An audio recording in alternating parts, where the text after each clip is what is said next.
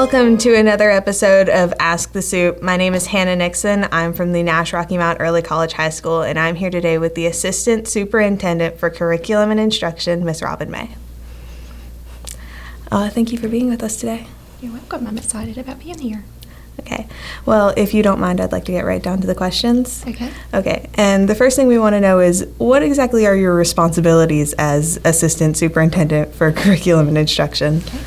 As the Assistant Superintendent for Curriculum and Instruction, I oversee all of the pre-K-12 curriculum. So that includes elementary education, secondary education, our Title I department, our Exceptional Children's department, professional development, and our career and technical education department. Sounds like you have a lot on your plate. There are many areas that are encompassed in the curriculum and instruction area. Okay. Well, since you started off your career working on the in-classroom level as a teacher and a principal, how do you feel that those experiences have helped you or have affected how you do your job now? My experiences both as a teacher and as a school-level administrator have greatly impacted the way I do my job now.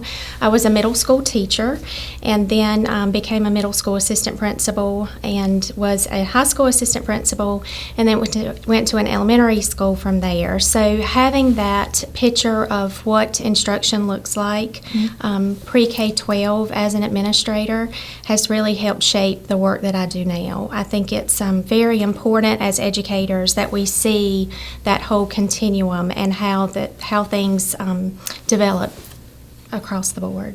What are the benefits of the Common Core curriculum that has recently been implemented? I think the main benefit of the Common Core curriculum is the focus that it puts on application for the students, that it's not just focused on the content and memorization of facts, but that it is focused on how students apply those skills in real-world settings. What is the importance of the Rigor and Relevance initiative in helping students get 21st century jobs?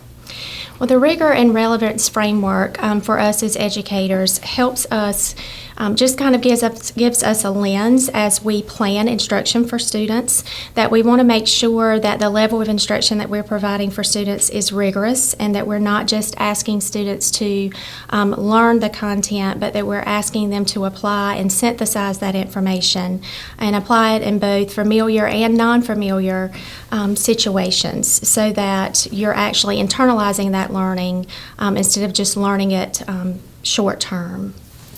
Okay.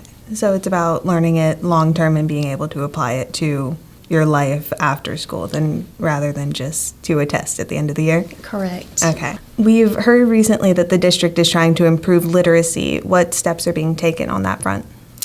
We have actually done a lot of work with just kind of stepping back and talking about what literacy should look like across the content areas.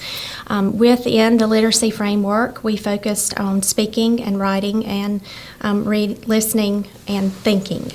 And so what we've done is we've asking teachers in all content areas to look at how those activities can be integrated, because we believe that if you can speak about something and you can write about it, then you really are internalizing that learning. If I can write about a concept, then I'm really demonstrating an in-depth understanding of that concept. The next question is about next year's curriculum. What can you tell us about what's going to be learned next year? Well, this is our second year in Common Core implementation, as you are well aware of. And so we really are going to stick with making sure that we have a strong understanding of what students should know and be able to do under the Common Core expectations.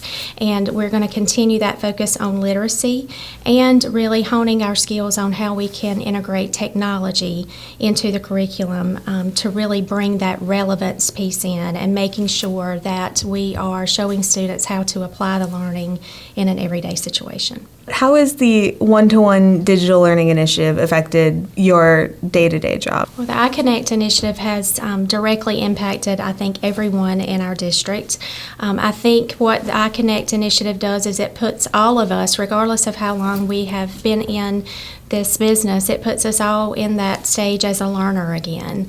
And many times what we found with the iConnect initiative is that our students really know more than we do as the adults, because our students are digital natives, and it's just innate to them to be able to pick up a device and know exactly what to do. So from my seat as Assistant Superintendent for Curriculum Instruction, we've really had to focus on professional development for our teachers, and to make sure that as we integrate the technology that we're not losing focus on the content standards and making sure that our students are mastering those standards and ready for end-of-the-year assessments. The next one is about the changes to the instructional model. How has it affected how the curriculum applies to the real world? Well, as I said earlier, our instructional model really focuses on that rigor and relevance framework. And of course, we always start with the content standards. And what is it that when you walk out of your biology class, per se, what is it that you need to be able to demonstrate? What understanding do you need to be able to demonstrate?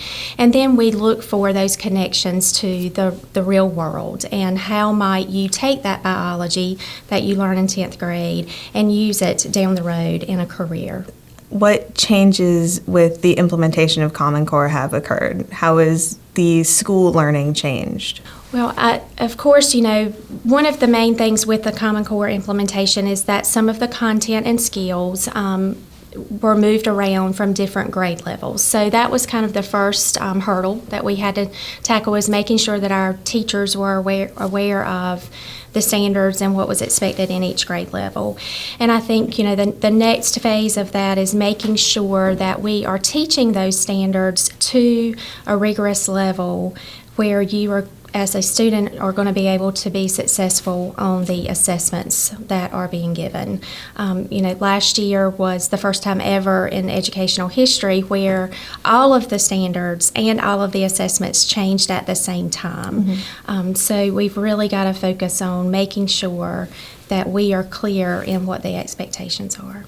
Okay, well, how do you and those in your office working with curriculum and instruction stay on top of how the curriculum is applied at the school level?